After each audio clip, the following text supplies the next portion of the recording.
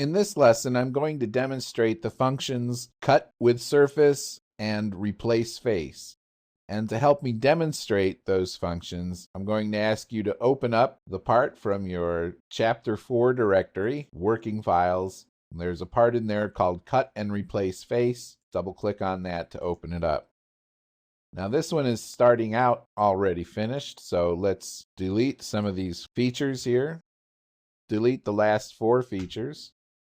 And this is what we want to be looking at. We've got a solid block, so one solid body and one surface body. Notice that I've turned the surface body transparent. Frequently, when I'm working with solids and surfaces combined, I want to have my surfaces a special color or transparent, just so it's visually apparent right away that I've got a difference between solids and surfaces. So we've learned how to manipulate surface bodies to go back and forth between surfaces and solids. But here we're going to use surface bodies to actually edit our solid bodies. The first thing I'm going to demonstrate is the cut with surface. That's going to do just what the name says. We're going to cut the end off this solid with the surface. So insert, cut with surface. Select the surface to cut with, and SOLIDWORKS gives you an arrow. That arrow shows you which side is going to be cut away. So the corners of the block are going to be cut off. Now you've got a couple limitations with this function. One of the limitations is that the surface has to extend all the way through the solid. For example, if this edge of the surface were back here, then this cut wouldn't work at all. It would be like taking a knife and cutting part way through a sandwich. You wouldn't get 2 halves. You just have a sandwich with a cut in it.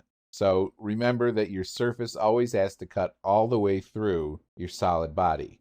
When we click on the green check, it's created just what we thought we were going to see. Now I want to show you something else here. Notice that there's a little bit of a pattern on this face.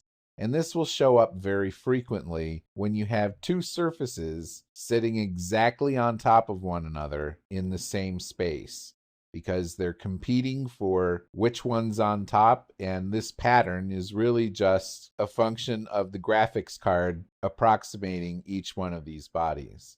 So you'll see that sort of pattern over here, and you'll see it again over here. Don't be surprised when you see it. And when you do see it, just be aware of what it means. Now there's another tool that we can use to edit this solid with this surface. And I'm going to get rid of this surface cut here for a moment. There's a function called Replace Face, which is one of the few tools in SOLIDWORKS that allows you to either add or remove material. And the Replace Face can be found on your surface toolbar right here. Let's start this feature up and see how it works. The icons used for the different selection boxes are a little bit odd and not very descriptive. The tooltips are even less descriptive, I think. They should say old face, new face. The first selection is really looking for the old face. The second selection is looking for the new face. So notice what's going to happen here is that if I remove the end of the solid and replace that end of the solid with this surface, then SOLIDWORKS is going to have to remove material around the corners and add material under the center section here. Let's click on the green check to see if that's what happens. And in fact, that is what happens. So it extended the solid in the middle, and it's cut it back on the sides. It's both added and removed material all in a single feature. Let's see what you would have to go through in order to do that sort of function manually.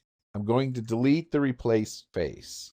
And just to be clear, I'm going to manually recreate the set of features that you'd have to do to get the same result that the automated replace face gets.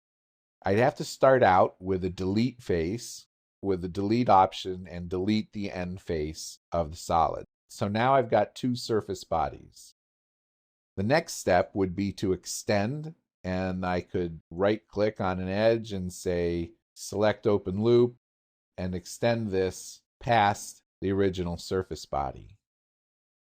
And then I could use the trim surface with mutual trim, selecting both the original surface and the original solid, and then change this to keep selections, keep the bottom part of the solid, keep the middle part of the surface, and from there insert boss base, thicken to create a solid from the enclosed volume.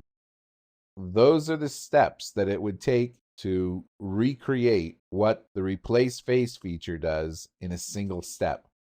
It's important to understand how the tools work so you know what to expect from them. So you know when you can expect it to work and when you can expect it to fail. If you can do this same sort of thing manually, then the automated feature should work.